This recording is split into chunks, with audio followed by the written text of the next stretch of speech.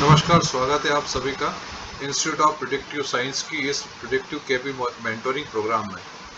तो आज हम सीखेंगे कि किसी हॉरोस्कोप में हम ये कैसे पता लगाएं कि व्यक्ति का अपनी लाइफ में फाइनेंशियल स्टेटस कैसा रहेगा। इसके लिए हम सबसे पहले जब भी कोई क्वेश्चन फाइनेंस से कंसर्न रखता है तो हम सेकंड कस्पल लॉट को देखते हैं। केपी में हमारा कस्प को एनालाइज करने का जो रूल है वो रूल है कस्पल सबलॉट। इस कस्पल सबलॉट का हम नक्षत्र लॉट देखते हैं और इसके प्लैनेटरी सिग्निफिकेटर्स बनाते हैं। सपोज मान लीजिए कि यहाँ पर कस्पल सबलॉट राहु है और राहु का नक्षत्र लॉर्ड मंगल है। राहु D1 में थर्ड हाउस में बैठा है और केपी पोजीशन उसकी सेकंड हाउस में है। इसी तरह मंगल की D1 और केपी में फर्स्ट हाउस में ही मंगल बैठा हुआ है और उसके सिग्निफिकेटर्स जो हैं 1, 2, 7, 8 है। तो ये जो ऊपर टेबल मैंने यहाँ पर पेस्ट की है, इस टेबल के अकॉर्डिंगली जब हम सिग्निफिकेटर्स बनाते हैं तो टोटल जो सिग्निफिकेटर कस्पल सेकंड कस्पल सबलॉट का निकलते हैं वो आते हैं 1, 2, 3, 7, 8 एंड 8। अब जब सेकंड कस्पल सबलॉट राहु है और उसका सिग्निफिकेटर्स 1, 2, 3, 7, 8 आया है, तो अब हमें देखना है कि ये 1, 2, 3, 7, 8 क्या कह रहे हैं हमको, ये नंबर्स क्या इंडिकेट करते हैं। तो देखिए ऊपर एक मैंने लिखा हुआ है 2, 11, 2, 6, 11, 4, 10। तो जब भी फाइनेंस को हम देखते हैं तो इन नंबर्स का हमें ध्यान रखना है कि इंडिकेटर अपने प्लैनेटरी सिग्निफिकेटर्स में कौन कौन से नंबर्स आ रहे हैं और वो क्या कहेंगे।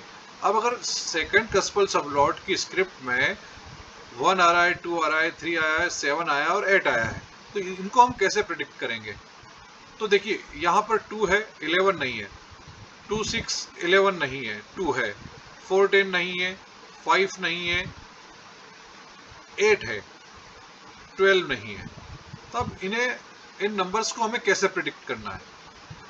इसके लिए हम क्या करते हैं कि देखिए 2 नंबर है, यहाँ पर 11 नहीं है, लेकिन 2 और 11 अगर सेकंड कस्पल सब लॉर्ड 2 और 11 दिखाता है, या तो 2 दिखा दे या 11 दिखा दे, इट मीन्स कि ये नेटिव जो है वो अपनी लाइफ में अच्छी सेविंग्स कर सकेगा।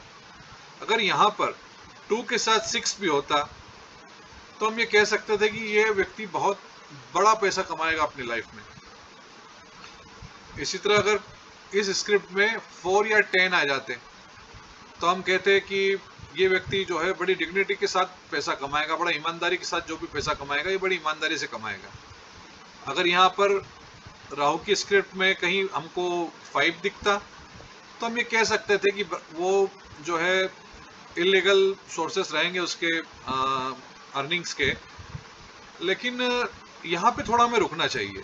यहाँ इसलिए रुकना चाहिए कि 5 जो है, जो 5th हाउस है, वो अपने आप में स्पेकुलेशन का हाउस तो है, लेकिन वहाँ पे जो है बच्चों की जो किड जोन्स स्कूल्स होती हैं, उस तरह से टोडलर्स होते हैं, उस तरह के सिग्निफिकेंस 5th हाउस के हैं। तो 5th को जब भी हम प्रिडिक्ट करेंगे तो उससे पहले पूछेंगे कहीं कि ये जानने की कोशिश करना है कि कहीं वो व्यक्ति 5th हाउस से रिलेटेड वर्क तो नहीं कर रहा है।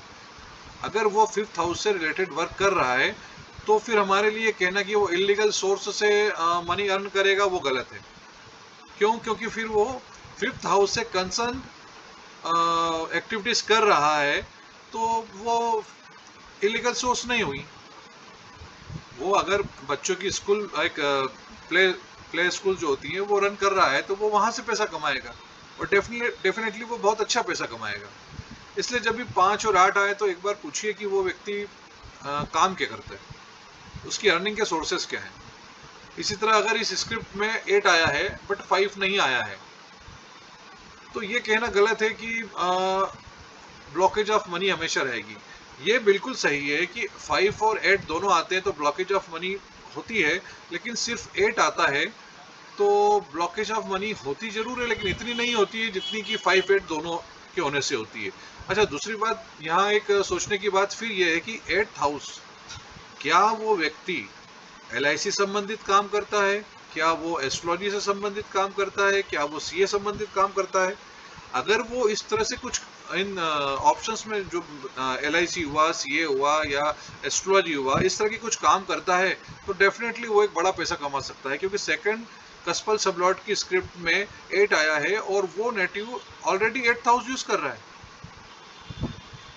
तो जब भी 5th हाउस, 8th हाउस या 12th हाउस आ जाते हैं तो एक बार रुकिएगा, जानने की कोशिश कीजिएगा कि कहीं ऐसा तो नहीं कि ये व्यक्ति उस हाउसेस को ऑलरेडी यूटिलाइज करके पैसा कमा रहा है। ऐसे ही 12th अगर इस स्क्रिप्ट में आ जाता है तो हम ये कहेंगे कि भैया ये व्यक्ति एक्सपेंस ज़्यादा करता है, खर्चीला इंसान है और इसे बार बार लॉस ऑफ मनी होती रहेगी लाइफ में। मगर यहाँ भी सोचना ये कहीं ये 12th हाउस से रिलेटेड वर्क तो नहीं कर रहा है, कहीं वो लॉन्ग टर्म इन्वेस्टमेंट्स तो नहीं करता है। अगर वो करता है तो उसे वहाँ से प्रॉफिट होगा, उसे वहाँ से अर्निंग होगी। तो इस तरह जब भी सेकेंड हाउस की स्क्रिप्ट बनाते हैं और जो नंबर्स आते हैं उन नंबर्स को, ये जो ऊपर मैंने ये 211, 2611 और ये लिखा है, इससे एक बार मैच कर लीजिए।